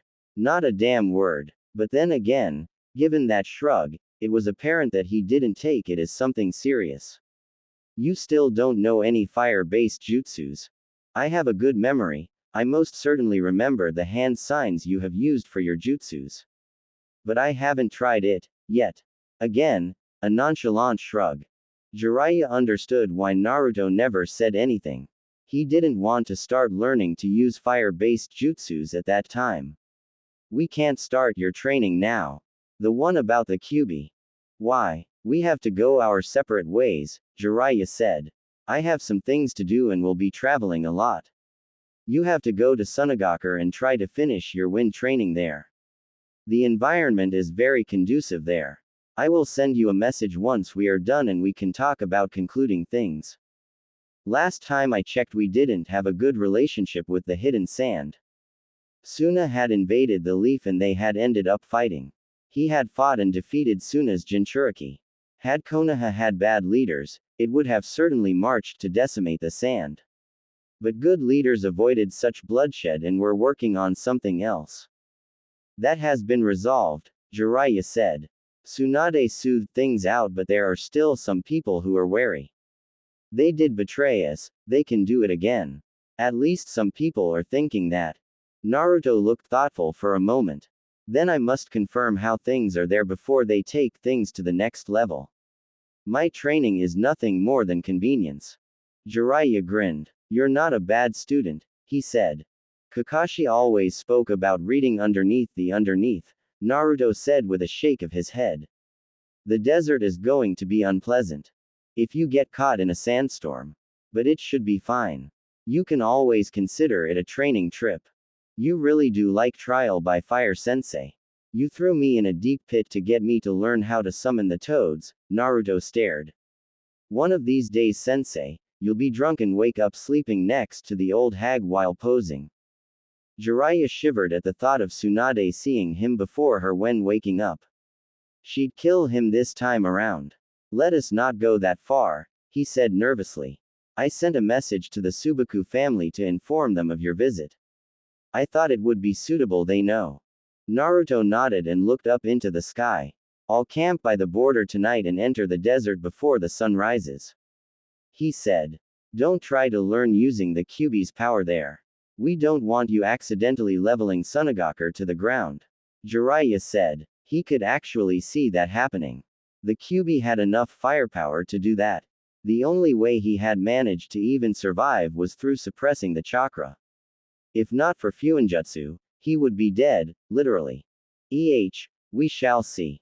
Naruto responded with a shrug of his shoulders. A day later. Hidden village in sand. Traveling documents. Those were essential. If you were going to walk through the gates of any hidden village, you needed them. It didn't matter if you were wearing a headband or just a civilian, you needed papers that showed who you were and where you come from. Security reasons. They didn't just want everyone and anyone entering their villages. Spies and dangerous criminals could walk through the gates if not watched, and that posed a serious risk to a village. Naruto looked up into the sky. This was his first visit in this village. He didn't know where to turn to. He didn't know anything. Perhaps this was why Jiraiya had contacted the Subaku family. Naruto didn't actually need them to get by. He could ask around. The wind around the village was pleasant though, a gentle breeze, a warm kiss of nature. It was unlike the desert. The wind was wild, untamed, a natural force of destruction. Certainly something that could destroy you. Listening to its whispers, how it caressed his skin, Naruto was tempted to dance right here and now with his bag hanging on his back. Someone hit him on the shoulder. That just ruined the mood. It felt like the wind suddenly disappeared on him. He looked at the man who had hit him, an apologetic smile. Naruto nodded and the man hurried somewhere. A minute later, two more people passed by him running. Naruto shook his head. A village may have different name, culture and environment, but people were still the same. He started moving once more and finally found a room to rent, for a month-long stay. There was no hurry to see the Subaku siblings. He wasn't even sure how it would go considering that the last time he met them he had been battling Gaara. Well, at least it had ended up pleasantly. Naruto placed his bag on the bed and turned towards the window. His calling. It was high up in the wall. He frowned. He stepped next to the wall and placed his hand on it. He blinked before smiling. He almost laughed. He was thinking of creating a window that suited his needs. Was he that obsessive about this? Naruto shook his head. The window was probably up there because of the conditions in the village. If storms came, they had to be safe. He placed his hands up and climbed up onto the window. He couldn't sit the way he preferred given the size of the walls, but it would do. Once settled, Naruto looked outside. It wasn't a pleasant view. Then again, he never visited the window for its view. 2 hours went by before Naruto was snapped out of his thoughts by a knock on the door. He thought about ignoring it for a moment. His sentimental time was being disturbed. Silently shaking his head, and went down and walked over to the wall. A young girl, who showed him the room, was standing there, with a warm smile. Sorry to disturb you, but I just wanted to see if would take your food here or if you would eat downstairs. Jiraiya was going to shout and curse, but Naruto would only smile. He was renting a room in a 5-star hotel. The Sannin would cry foul over his wasted money. Naruto was usually safe with the money the Sannin gave him. He rarely spent it all and the man was more than happy to take it back. So, just this once, he could live the life of a spoiled prince. I will come downstairs, he said. Can I also get a small table I can use to write on? I will speak to the manager about that. Thank you. The young lady gave him the eating schedule and before walking away. Naruto closed the door behind him and sighed. He should ease the tensions he felt on his body. Traveling in the heat of the desert is a bit rough. He would rest his body today and would go out tomorrow for training. Hidden Leaf. A bandaged Jiraiya was sitting by the window, with a frown on his lips. Naruto didn't do this to him. But Tsunade had to greet him by pummeling him. He couldn't do his job with his body in pain. It would be troublesome if he came across trouble when his body was still suffering from the effects of Tsunade's beatings. Well, he was used to it anyway. I can't believe you, you damn pervert. Tsunade sent a harsh glare towards her former teammate. Jiraiya moved slightly. He was ready to bolt through the window if Tsunade made a move. One beating was enough, he couldn't take another one. I just couldn't help myself, Haim. When I came in, I felt that I was being called. Being called my. Tsunade didn't ease up on her glare. For more than 2 years you don't come show up, and when you finally do appear, the first thing you do is go on a peeping tour. He didn't bother coming to see her. He didn't come through the gates. If it wasn't because of the complaints she had received, she wouldn't have known he was in the village until he decided that he was ready to see her. Didn't he know that she had missed him? Not that she would even admit that to him. He would never stop reminding her about it. There was also too much to talk about that could not be said through letters. It has been over 2 years, damn it. I was going to come, Haim, Jiraiya said lamely. But you didn't have to beat me like that and then tear my scripts. I'd been working on that for some time, he complained with a glare. Tsunade shrugged carelessly. I should be having someone remove all those images in your head, she said. Jiraiya wouldn't permit something like that. He would fight tooth and nail to avoid it. Naruto let him do his research peacefully as long as he took care of everything that the blonde needed. Sneaking in was a good idea though. He was already banned in most places. He just wished Tsunade wouldn't have her Anbu try to monitor him while in the village. They were not a problem, but it would just create an unnecessary problem for him. Anyway, Tsunade turned serious. What did Naruto say when you said you were going to come here? For a moment, Jiraiya thought of lying, but he chose not to do so. He wouldn't do that to Tsunade. Nothing, he said. Tsunade was silent for a few moments. At this point, it was getting dangerous, but she didn't want to get suspicious or cast doubts around Naruto. But he could not mope around forever. Or maybe he wasn't moping around but just had nothing to say. He hasn't had very good memories in Konoha. They certainly didn't give him anything. As far as she knew, the only good thing that had occurred for him in this village was when they cheered for him after he won his match at the Chunin exams. But that was the only thing. All other memories were bad, and the Sandame's former advisors seemed particularly worried about this. Then again, they dined with Danzo. There was always an ulterior motive. But they kept disturbing her about Naruto's return to the Leaf. She certainly didn't want him to spend more years in the wilderness. She was sure he would be here when needed, but the Leaf didn't need another Jiraiya. I was thinking that perhaps he would have said something, Tsunade said in a measured tone. He doesn't talk much about anything personal. We get along just fine and I think he is fine, but we do need to start talking about these issues. Then again, it seems that unless I bring up something we won't talk about it unless it has something to do with training. But he does talk when the subjects come up. Jiraiya nodded his head. He isn't a silent person when you are talking to him, but he can be very silent. He does this thing where he can sit motionlessly for hours like he is a statue. There was a bit of indifference about the way Jiraiya said those words. He even shrugged in the end. Why don't you sound concerned about it? It isn't a problem, he said. I think it is done out of habit. Tsunade was silent for a couple of moments. She couldn't get any reports the Anbu made on their observations of Naruto. There was a register that said someone was observing him, but there were no records of it. Not in this office, not in the Sarutobi compound, not in Anbu HQ, and she didn't know who was doing it. Well, she had succeeded her sensei. If it was something dangerous, he would have made sure to keep it for himself only. The training is going fine, I assume. You don't really give a clear picture in your reports. Everything is going fine. If we end up taking more time, I will talk to the Toads about teaching him Senjutsu. But I will see what happens in the coming months. Forget Senjutsu. Why are you talking like you are going to spend more time away from the village, Jiraiya? You have to start talking about coming back now. There is a limit to how much I can tolerate this. I will talk to Naruto about it, but I did mention that we would have to talk about concluding things, the Sannin said. Tsunade stared at the man. He didn't sound concerned, and he wasn't saying they would come back. You're not concerned, are you? You are happy you are spending time with your godson and are able to do some good for your past failures. Jiraiya smiled bitterly. That might be true. It may be selfish on my part, but I am doing something good here.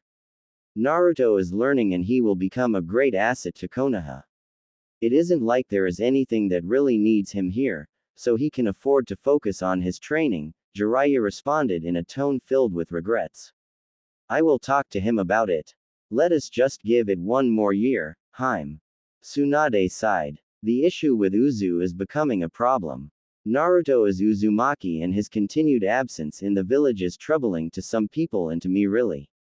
If there are survivors of the Uzumaki clan there, would he decide to go there or would he come back to this village that has done nothing but treat him with contempt? Jiraiya frowned. He avoided thinking about this issue. He didn't want to question Naruto's loyalties. His sensei had never said anything about Naruto being a flight risk. But this was what Tsunade was basically saying. He could understand from her position. There was also the Kyuubi to think about. What are some people plotting? I don't know as yet, but they will eventually. She sighed tiredly. Who could have thought that the revival of one small village could unsettle things so much? Well, you could understand why it was destroyed in the first place. Our world depends on bijus to balance power, but they had the power of making possessing bijus worthless. The Uzumaki's sealing prowess was something that we can never see in this world. Jiraiya said. If they have come back, now you start questioning, are they going to come for us? A paranoid person like Danzo will also be thinking, will they also look at Konoha? Why would they turn to us if they have indeed revived? Konoha did nothing after Uzu was destroyed.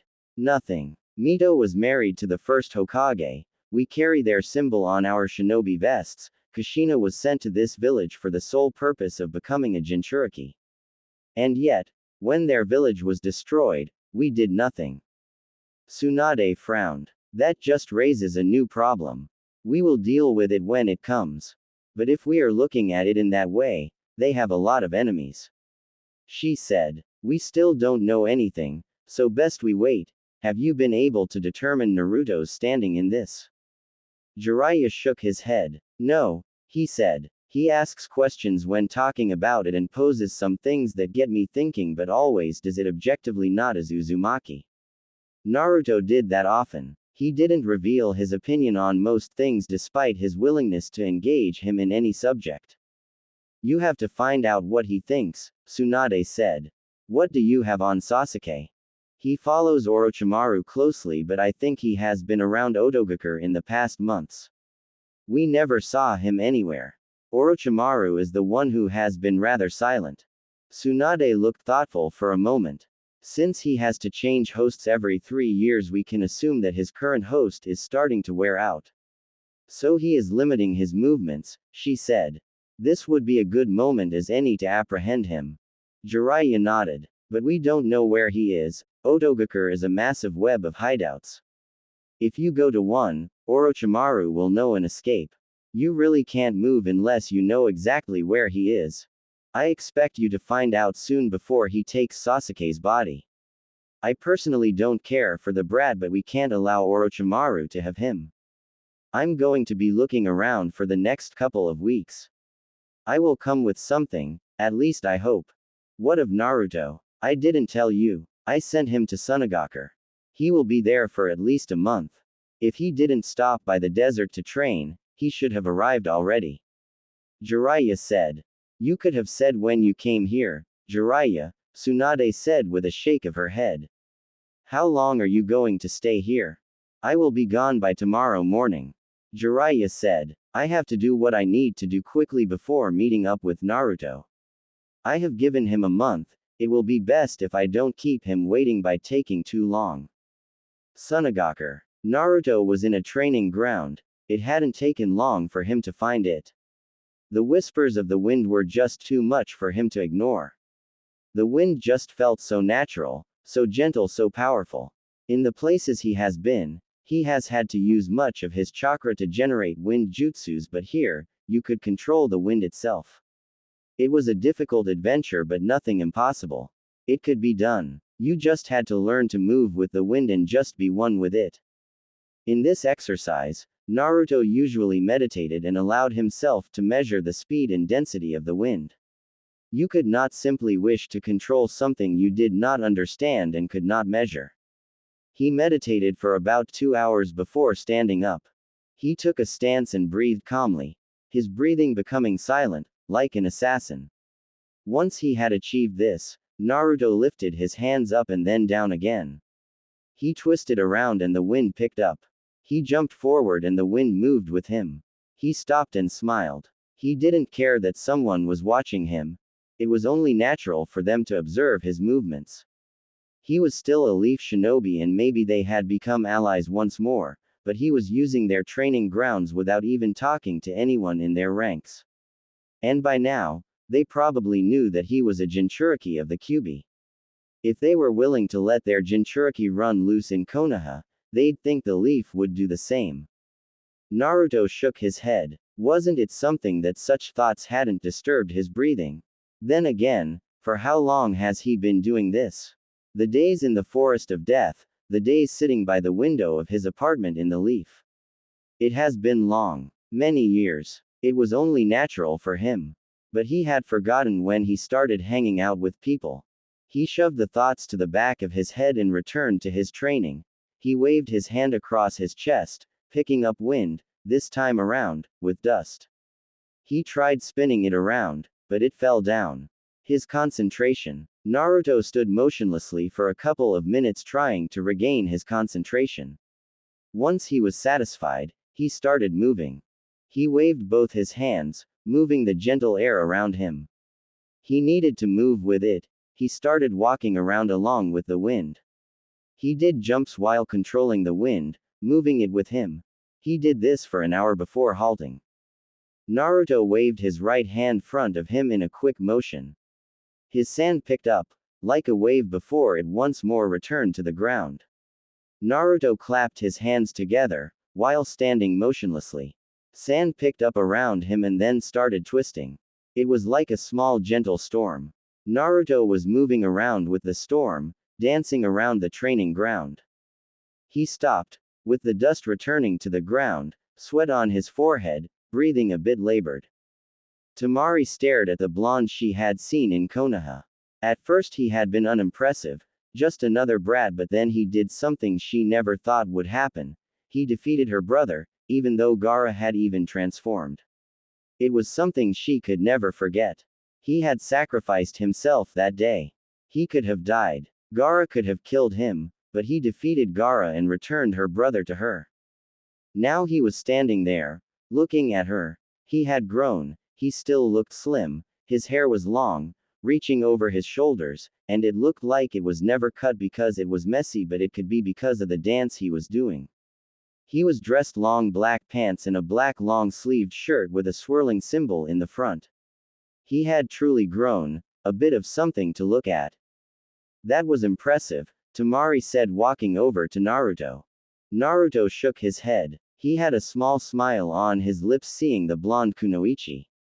It was nothing, he said. Just requires a bit of concentration and energy. He paused. You don't have a problem if I sit down, do you? I am a little worn out then look. The exercise took out a lot from me. Tamari shook her head. She glanced at him with a curious eye as he settled down. On first look, it appeared that you were controlling the sand, but that isn't it. Naruto glanced up at the blonde. Subaku no Tamari. The eldest of the past Kage's children. As far as he was concerned, this village has yet to elect a Kage since Rasa was killed. This was the daughter of that man and a brother to the puppet user as well as Gaara. His memory of her was when she brutalized Tenten during the Chunin exams and looked irritated when Shikaku quit in their match. Oh yes, she did blush when she first saw Sasuke. What is so funny? Tamari more or less demanded. Naruto shook his head. Sorry, I was thinking about something. When we first met, you blushed when you saw my former teammate. Tamari sent the blonde a slight glare. She didn't want to be reminded of that moment. I thought he was good looking and impressive, but he was a rude person, she said with a frown. Well, you looked delightful in person to look at first glance, but were rather brutal in your battle.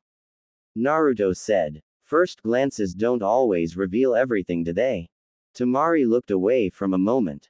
He had just complimented her. When was the last time someone did that? Oh yeah, it almost never happened. She was the sister of a bloody killer. Even though Gaara had changed, to the people of this village, he was still the bloodthirsty killer who killed people just for looking at him, a bitter past that just didn't seem to stay away from them. She coughed once before responding. No, they are not. I'd brushed you off at first glance. You looked like some weak brat who was just playing shinobi with a headband. But you truly are impressive. No, you shocked me. I didn't think you'd be able to defeat my brother. Naruto smiled. Well, there is really nothing that is impossible, he said. Brother, you are speaking of him fondly. Last time you were truly afraid of him. I guess things really did change after my fight with him. Tamari nodded with a smile. They did. I guess that is thanks to you, she said. I am a Jinchuriki. Perhaps it is the territory, Naruto said. You really have a clean eye to be able to tell that I wasn't manipulating sand but rather wind. You are looking down on Suna's strongest wind user. Tamari said proudly. Oh really? Naruto said curiously, a little charming smile on his lips. Tamari thought he was mocking her. She looked at him sternly. What is with that response? Naruto shook his head. No offense, he said with both his hands in the air. He looked up in the sky. I have been around and I haven't come across anyone who says they are the best in their village when it comes to wind. Then again, I have mostly been dealing with civilians. I am also a wind user, as you saw, so that makes me curious. Tamari stared, looking at him skeptically before finally accepting his response. Any reason you didn't to see us when we were expecting you? This is my first time in this village. Tamari stared, unimpressed by Naruto's response. Are you trying to say that you didn't come because you don't know where we live? She asked, a bit rhetorically. And yet you still found a hotel to stay and even managed to make your way to a training ground. She paused. How stupid do you think I am? Naruto didn't respond to that trick question. I wanted to look around the village by myself without my hosts because it is my first time being here. Being able to navigate around unfamiliar places is important for shinobi. You're not always going to go to places you know. Tamari was a bit embarrassed for her rant. She'd jumped to conclusions. She glanced at him at the corner her eyes. He had his face staring at the sky, his eyes clear. She couldn't read anything from his face but he had stopped smiling. Sorry, it was truly difficult saying that. Naruto shook his head. I led you to it. He said. Tamari stared at him for a moment trying to understand the meaning of those words. She couldn't figure it out, so she ended up just shaking her head. It would be of service to us if you came to our house, we are your hosts after all. I'm staying here for at least a month, besides that, I am more comfortable in my own private space, Naruto said calmly. But invite me tonight for dinner and I will come. Tamari blinked. It usually goes the other way around, you know, she said. You can't always confine yourself to the norms, Naruto said with a shrug. He then held out his right hand. Tamari looked at it for a moment before helping him stand up. I need to rest up a bit and do some reading, but before that, you won't have a problem showing me to your house, yes? He paused. Oh, you still haven't said you are inviting me. Tamari smiled. He was certainly a bit weird. Then again, she didn't deal with people she casually talked to like this. You are invited, she said. Come on, she said and started walking away. Naruto walked by her side silently. He only spoke when they arrived at the streets of the village where people could see them. He noticed the reaction of the male population and glanced at Tamari, who was walking normally as if nothing was wrong. I'm certain I will have people blocking my path when I go back to my hotel. Tamari glanced at him for a moment before responding. Why? How often do you walk with a young man around here, Tamari? Tamari was caught off guard by the question. It took some time for her to stutter a response.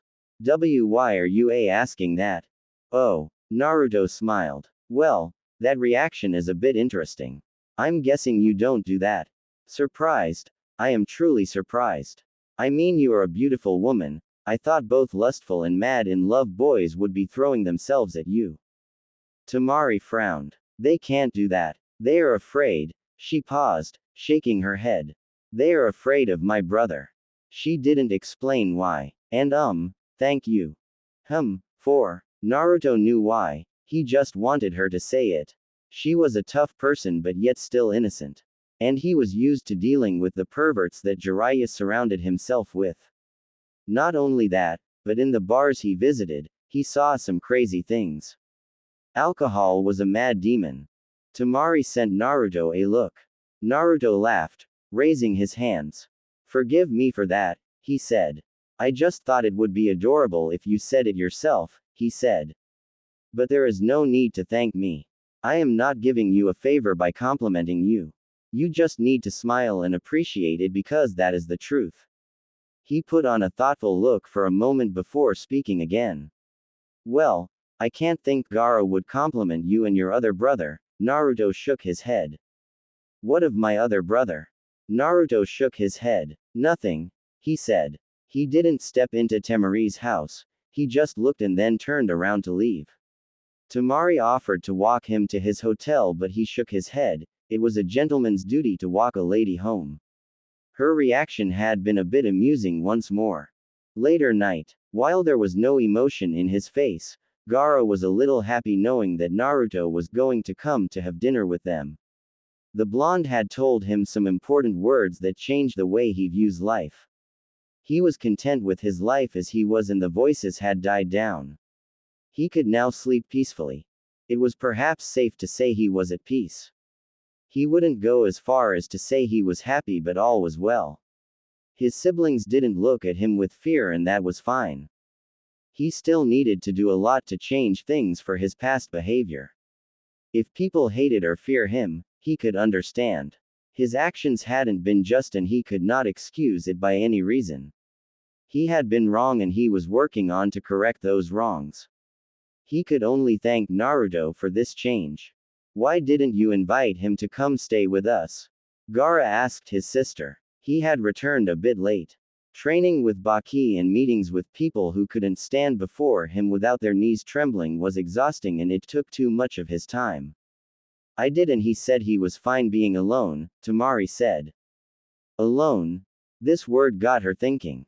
Naruto was like Gaara. He hadn't been batshit crazy, bloodthirsty and frightening, but he had been lonely. He didn't have family, and he hadn't had friends. A miserable existence. The fate of Jinchurikis wasn't pleasant, and with what she saw with her own brother, she could understand. We do have enough room here, Gaara said. He couldn't understand why Naruto wouldn't want to come here. But if someone didn't want to do something, you didn't have to force them, lest you make them uncomfortable. Well, that is his decision, he said. Isn't it fine as things are? Kankuro said. The letter didn't say we had to give him a place to stay. That may be true, but we were asked to make him feel comfortable, and look out for him while in this village, Gaara said calmly. A woman who helped around the house came up with Naruto to the dining room. She then walked away. Tamari realized, Naruto was dressed differently from earlier. He must have been wearing training clothes when she saw him during the day. And his hair didn't look out of place. Naruto, please come through, Gaara's voice snapped Tamari out of her thoughts. Naruto nodded. There was little emotion in Gaara's voice. You couldn't even tell if he was smiling or not if you didn't look properly like an experienced shinobi. Tamari had a smile and Kankuro looked bored. He must be thinking about developing new skills for his puppets, a rare trait of skills for the hidden sand. He sat down next to the bored-looking man and faced Gaara. Thank you for welcoming me to your home, he said. Gaara shook his head. You helped me. This is nothing, he said calmly. Family dinner. Naruto never had this. He had eaten with the Sandaime there and then, but it was not dinner with his blood family. He would never get this chance unless he forms a family of his own. What a miserable existence this was. Although he had said Tamari could invite him, he was suddenly feeling a bit out of place. He wasn't used to this. He rarely even ate with Jiraiya. He really had to stop putting himself into things when he would have difficulty carrying them out. But he still couldn't let his discomfort show. He had to play his part. He couldn't make this awkward. He tried, but he didn't speak much for the first couple of moments. He responded to questions until they finished eating and they moved to another room. How are things in Konoha anyway? Gaara asked quietly. Naruto shook his head. I actually haven't been in the Leaf in more than 2 years, he said. 3 siblings were surprised. The letter they received didn't say anything and neither had really gone to the Leaf since the invasion. It was a difficult time between the villages with negotiations between carried out over their actions in the invasion. But at least that was settled. Why? Naruto looked at Tamari who'd asked. Training trip, he said with indifference. She was still surprised. You haven't been home for that long and you've been just training. What else have you been doing? You know, traveling around. The world is huge, there are many places to visit, that is why it is trip, Naruto explained lightly. I didn't think you'd need to train more, you were already strong even when you were a genin, Gaara said. Naruto shook his head. I did not defeat you because I was stronger than you. You cannot think that. I defeated you because you had a glaring